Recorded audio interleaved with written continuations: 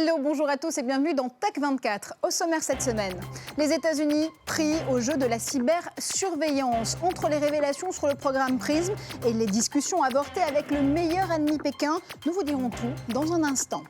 Et dans Test 24, la tendance écologique se confirme. Guillaume Gralet du magazine Le Point teste un clavier high-tech tout en bois.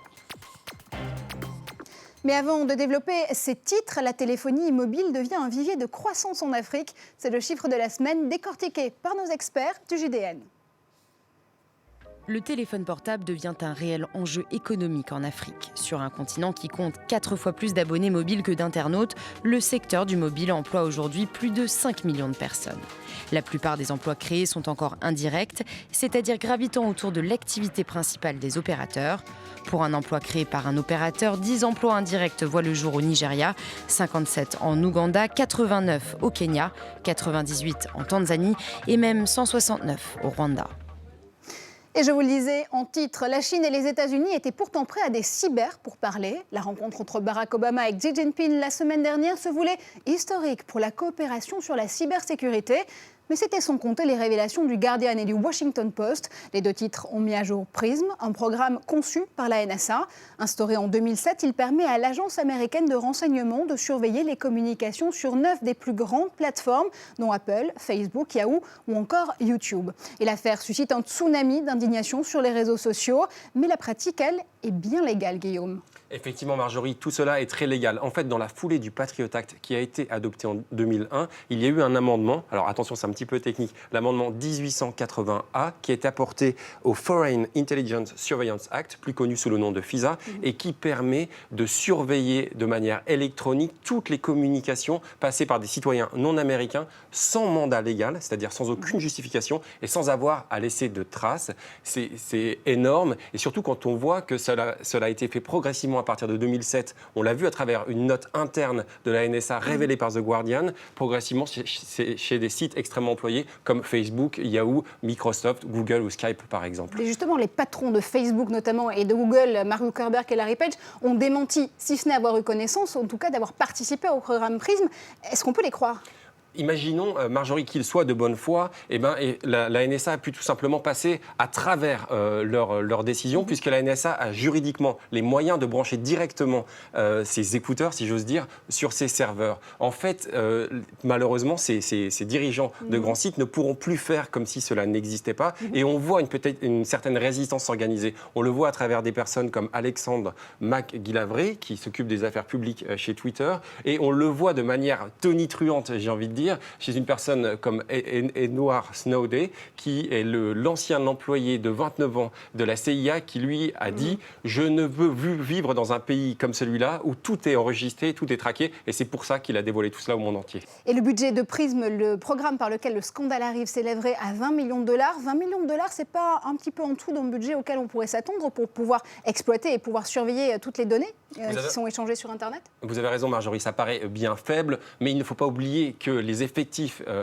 évalués de la NSA chiffrent autour de 60 000 personnes. Son budget de fonctionnement se situe autour de 15 milliards de dollars et on évalue que le renseignement américain a un budget qui se situe autour de 50 milliards de dollars. En fait, ce qui gêne dans cette affaire, c'est l'extrême concentration des informations qui vont revenir à une seule instance. Cette instance qui, rappelons-le, a pu enregistrer, ou en tout cas avoir l'historique des communications de plusieurs millions de citoyens chez Verizon, qui va enregistrer l'historique des achats sur carte bleue. On se demande en fait où cela va pouvoir s'arrêter et c'est ça qui fait peur aux Américains, d'autant qu'on dit aux Américains c'est pour votre bien, c'est pour la lutte contre le terrorisme, c'est pour la lutte contre la cyberguerre qu'on fait tout ça.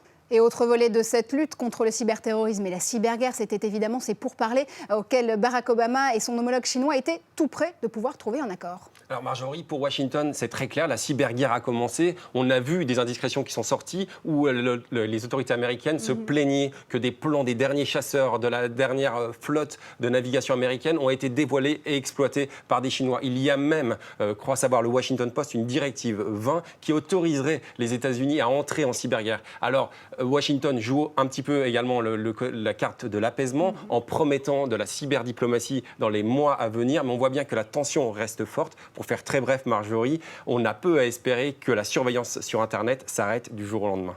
Et la meilleure défense, c'est l'attaque. Merci Guillaume Gralet. Tout de suite, c'est Test 24.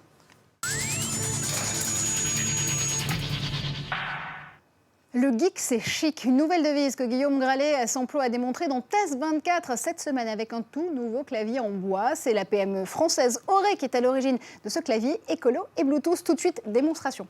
Effectivement, Marjorie, quand on m'a parlé d'un clavier en bois, je me suis dit, oh là là, c'est une plaisanterie, c'est un objet de décoration. Et pourtant, ça fonctionne. Ça fonctionne de manière relativement simple. Vous avez donc ce clavier, il est disponible dans 2 bois. Il est disponible en noyer et en érable. Ici, on a du noyer. Ensuite, vous allez approcher l'appareil. Ça peut être un smartphone, une tablette ou un ordinateur. Et en fait, ensuite, vous pouvez l'appairer en Bluetooth, c'est-à-dire la technologie sans fil, de manière très intuitive. Il suffit, en fait, je vais retourner ce clavier, je vais appuyer sur Connect ici et je vais pouvoir... on le voit un petit peu à l'écran, pouvoir commander mon téléphone, mon ordinateur. Ça marche très très bien. Allez, le pour, le contre, on le pèse tout de suite avec votre verdict et votre note cette semaine. Alors, on a voulu récompenser, Marjorie, le design, 9 sur 10, parce que c'est vraiment un bel objet qui est très agréable. La simplicité d'utilisation, très bonne connectique. Je suis un petit peu plus mesuré, c'est pour ça qu'on n'a pas été plus loin sur le fait qu'il fonctionne avec des piles. Ça, c'est vraiment dommage. Et donc, il faut dévisser et revisser ici pour pouvoir changer les piles. Enfin, le prix, c'est quand même le gros bémol de cet appareil.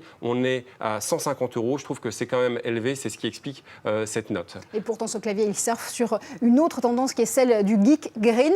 J'ai cru comprendre que d'ailleurs, le bois dans lequel il était fait était recyclable. Effectivement, Marjorie, on est dans des matériaux recyclables. Il ne faut pas oublier que malgré toutes les directives qu'on a eues en France, en Europe, dans le monde, il y a encore 9 appareils électroniques sur 10 dans le monde qui ne sont pas recyclés. Auré apporte sa toute petite contribution. Il explique en plus travailler à partir du bois avec des compagnons de France, du bois qui est issu de forêts françaises qui respectent l'environnement. On veut bien le croire. On espère simplement que l'industrie électronique sera un petit peu plus consciencieuse dans les années à venir. Allez, nous aussi, on veut bien vous croire, Guillaume. Merci pour toutes ces explications. C'est presque la fin de cette émission. Merci à vous de nous avoir suivis. Et on se quitte cette semaine avec la pilule anti-mot de passe. Inventée par Motorola et déjà approuvée par les autorités américaines, cette vitamine d'authentification permet de transformer le corps humain en véritable antenne.